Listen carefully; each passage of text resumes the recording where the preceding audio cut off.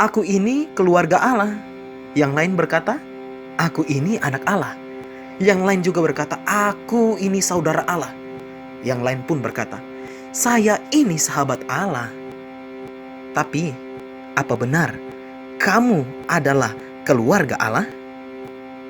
Biarlah firman Allah yang akan menjawabnya.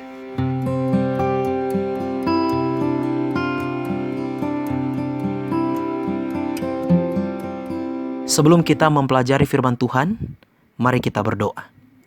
Bapa di surga, terima kasih karena Engkau baik dalam kehidupan kami. Pada saat ini, kami rindu mempelajari firman Tuhan, sehingga kami mengetahui apa artinya menjadi saudara Allah, menjadi keluarga Allah, menjadi sahabat Allah, berdasarkan firman Tuhan. Di dalam nama Yesus kami berdoa. Amin. Untuk menjawab pertanyaan yang telah saya ajukan sebelumnya, mari kita baca Markus pasal 3 ayat 31 sampai 35. Firman Tuhan, "Lalu datanglah ibu dan saudara-saudara Yesus. Sementara mereka berdiri di luar, mereka menyuruh orang memanggil dia. Ada orang banyak duduk mengelilingi dia. Mereka berkata kepadanya, 'Lihat, ibu dan saudara-saudaramu ada di luar dan berusaha menerima engkau.' Jawab Yesus kepada mereka, 'Siapa ibuku dan siapa saudara-saudaraku?' Ia melihat kepada orang-orang yang duduk di sekelilingnya itu dan berkata, 'Ini ibuku dan saudara-saudaraku. Barang siapa melakukan kehendak Allah, dialah saudaraku laki-laki, dialah saudaraku perempuan, dialah ibuku.'" Nah, ringkasan daripada cerita ini singkatnya adalah Yesus sementara mengajar. Dan sementara Yesus mengajar, ibu dan saudara-saudaranya datang. Dan akhirnya Yesus menjawab mereka. Ayat 33.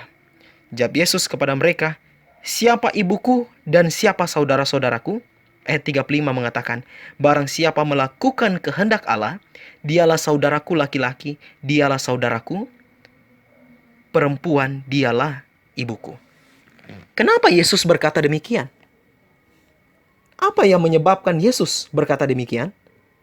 Kalau kita baca buku Kerinduan Segala Zaman, halaman 348, paragraf pertama.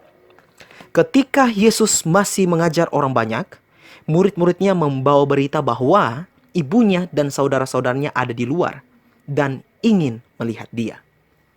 Ia, yaitu Yesus, mengetahui apa yang ada di dalam hati mereka. Tetapi jawab Yesus kepada orang yang menyampaikan berita itu kepadanya, "Siapa ibuku?" Jadi, kenapa Yesus berkata demikian?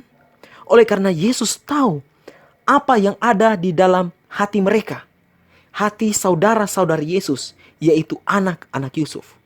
Namun pertanyaannya, apa sih yang ada di dalam hati mereka sehingga Yesus berkata demikian? Kerinduan Segala Zaman mencatat, anak-anak Yusuf tidak menaruh simpati kepada Yesus dalam pekerjaannya. Jadi, kenapa sampai Yesus berkata demikian? Oleh karena faktanya benar, anak-anak Yusuf saudara Yesus. Namun mereka tidak menaruh simpati kepada Yesus dalam pekerjaannya. Ketika mereka melihat Yesus berdoa semalam-malaman, ketika dia melihat Yesus sehari-harinya dikerumuni oleh banyak orang, ketika dia melihat Yesus bahkan tidak makan, mereka merasa bahwa apa yang Yesus kerjakan menyusahkan dirinya sendiri. Inilah yang menyebabkan kenapa Yesus berkata-kata seperti itu. Karena di dalam hati mereka, meskipun mereka adalah saudara-saudara Yesus, mereka tidak menaruh simpati kepada pekerjaan yang Yesus lakukan, kepada cara yang Yesus hidupkan. Ketika kita tidak menaruh simpati dalam pekerjaan Tuhan, maka kita akan menjadi sama seperti saudara-saudara Yesus, yaitu anak-anak Yusuf.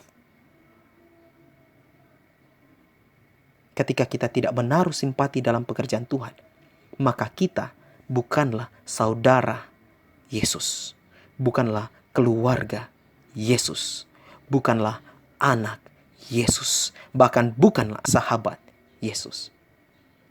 Untuk menjadi keluarga Yesus, kita harus menaruh simpati kepada pekerjaan Tuhan.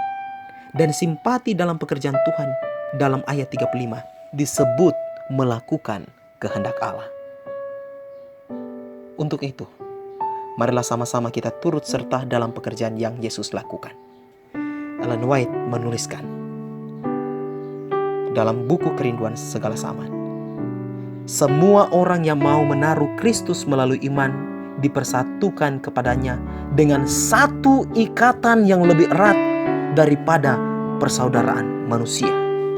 Ketika kita mau turut serta dalam pekerjaan Yesus, ketika kita mau menaruh simpati dalam pekerjaan Yesus, maka ikatan tali persaudaraan kita dengan Yesus adalah lebih erat daripada persaudaraan manusia.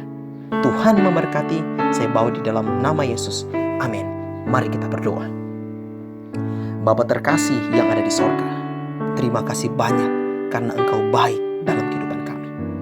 Bantulah kami untuk mengerti arti menjadi keluarga Allah, yaitu dengan menaruh simpati dan melakukan pekerjaan yang telah Tuhan Yesus lakukan. Terpujilah nama-Mu. Kuatkanlah kami dengan kuasa Roh Allah, sehingga kami mampu hidup seperti Kristus dan melayani seperti Kristus. Di dalam nama Yesus kami berdoa. Amin.